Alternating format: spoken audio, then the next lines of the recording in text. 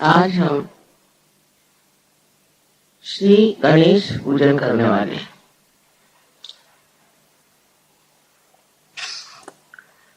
अब टूर की शुरुआत हो रही है और इस मौके पर जरूरी है कि हम गणेश पूजा करें। खासकर दिल्ली में गणेश पूजा की बहुत ज्यादा जरूरत है।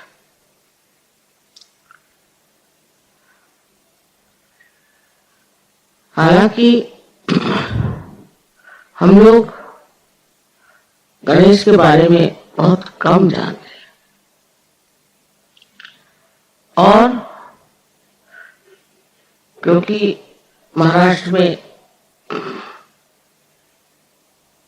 अष्टविनायक हैं और महागणपति गणपतिपुणे में है, इसलिए लोग गणेश जी को बहुत ज्यादा मानते हैं। लेकिन उसकी वास्तविकता क्या है, गणेश जी है क्या, इस मामले में बहुत कम लोग जानते हैं।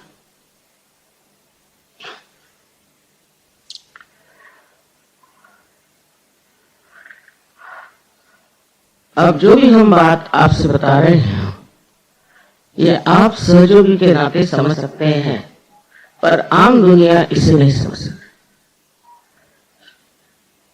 एक हद तक आम दुनिया, विशेषकर बुद्धि पुरस्सर लोग सहयोग को देख सकते हैं, किंतु इस योग के घटित होने में कोई देवी देवता मदद करते हैं ये उसे नहीं मानते। और परम चैतन्य को भी अनेक तरह के नाम दे करके वो समझाते हैं कि ये कॉस्मिक एनर्जी है। पता नहीं वो भी समझते हैं या नहीं।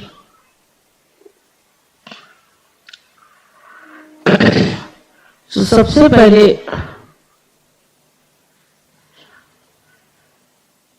इस पृथ्वी की रचना होने से पहले समझ लीजिए,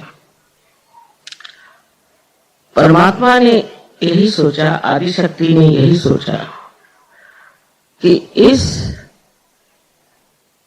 पृथ्वी पर सबसे पहले पवित्र आना चाहिए, पवित्रता। और पवित्रता जब यहाँ फैल जाएगी, उसके बाद सृष्टि में चैतन्य चारों ओर कार्यान्वित हो जाएगा। जैसे समझ लीजिए कि परम चैतन्य चारों तरफ फैला हुआ, लेकिन उसका असर तभी आता है जब आपके अंदर पवित्रता हो। अगर आप पवित्र नहीं है, आपके विचार शुद्ध नहीं है, या आप किसी और ही सतह पर रह रहे हैं, तो आप सहज की गहराई में नहीं डूब सकते। ये सूक्ष्मता जो आपने सहज में प्राप्त की है, इसमें सबसे बड़ा काम श्री गणेश ने किया। तो श्री गणेश जो है वो परम चैतन्य के द्योतक है, या कहना चाहिए श्री गणेश से ही ये परम चैतन्य जो है आलोकित है और हर एक चक्र पर ये कार्य करते हैं। हर चक्र में जब तक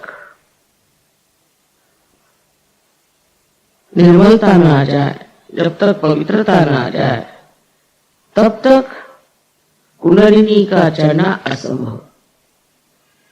और चढ़ती भी है तो वो बार बार गिर जाएगा। कुंडलिनी का और गणेश जी का संबंध है वो माँ और बेटे का। आप तो उनकी कहानी जानते हैं कि पार्वती जी जब नहा रही थी तब उन्होंने अपना मल निकाल के, उनके मल में तो वाइब्रेशन हो नहीं हुआ, उससे श्री गणेश बनाया और उनको बाहर बिठा दिया था। उस वक्त एक बात समझनी चाहिए कि गणेश को बनाया वो सिर्फ आदिशक्ति ने, उसमें सदाशिव का करा सा भी हाथ नहीं था, परमात्मा का इसमें हाथ नहीं था। ये तो आदिशक्ति ने श्री गणेश को बनाया। इसी से आप समझ सकते हैं ईसा मसीह के लिए जो कहते हैं कि उनको गैब्रियल ने आके बताया कि तुम्हारे पेट से जग का उद्धारक पैदा होने वाला है, तो वो कुंवारी थी। सो कुंवारीपन में किसी को बच्चा हो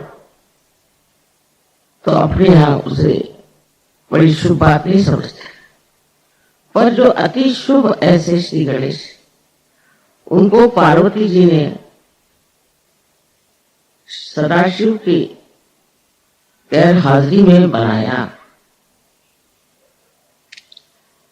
इसी प्रकार कौमार अवस्था में ही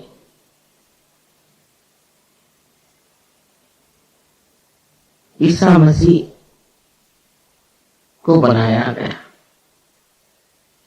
ये हिंदुस्तानी बहुत आसानी से समझ सकते, पर विदेशी लोग इसको नहीं समझ सकते, क्योंकि वो इंसान को मनुष्य ही समझते हैं, उससे ऊंचे नहीं उठ सकते। और इसलिए उनके यहाँ जो बौद्धिक वर्ग है वो तो इस पर इतना हमारा है कि किसी भी तरह से ये वो मान्य नहीं करता कि कौमारी अवस्था में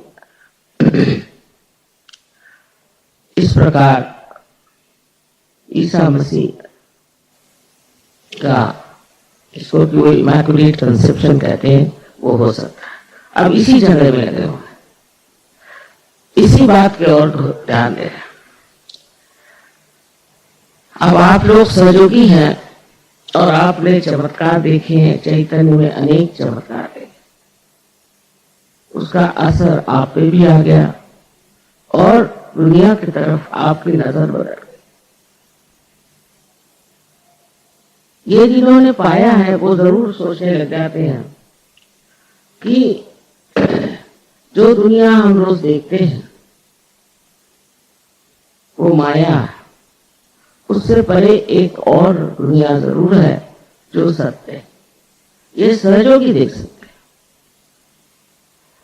वो अपने उंगलियों पर जान सकते हैं कि श्री गणेश ये अभिव्यक्ति जो हुई वो सत्य है। यहां तक कि मैंने ग्रीस में देखा कि ग्रीस में वहां अथीना माने अथ माने प्राइमोरियल, आदिशक्ति अथीना का वहां अवतरण हुआ।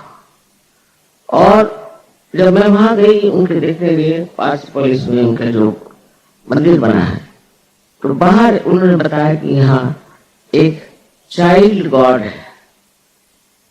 बड़े आश्चर्य की बात है, उनको मालूम नहीं है कौन चाइल्ड गॉड है, क्योंकि अब वहां इतने साल बीत गए हैं और वहां दूसरे लोगों ने आकर के उनकी सारी परंपराएं नष्ट कर दी। हालांकि हिंदुस्तान में अभी भी हमारी परंपराएं जागरूक है, इसलिए उनको अविश्वास है, ये सब बातें मानते नहीं, उधर सोचते भी नहीं। उसी प्रकार हम पीकर के एक जगह है जहाँ गए थे, वहां पर उन्होंने कहा ये नाभि है और एक ऐसा गोल सा ऐसा चट्टान जैसा पत्थर का टीला था। बहुत चैतन्य उससे बह रहे थे, लेकिन पीछे से जब ऐसे वाइब्रेशंस आने लगे, मैंने मुड़ के देखा तो वहां साक्षात गणेश बैठे पत्थर। इनको क्या मालूम गणेश का? मैं देख के हैरान हूं, स्वरूप और इतने चैतन्यपूर्ण, लेकिन बगैर सहयोग के गणेश के बारे में कहना बड़ा मुश्किल है।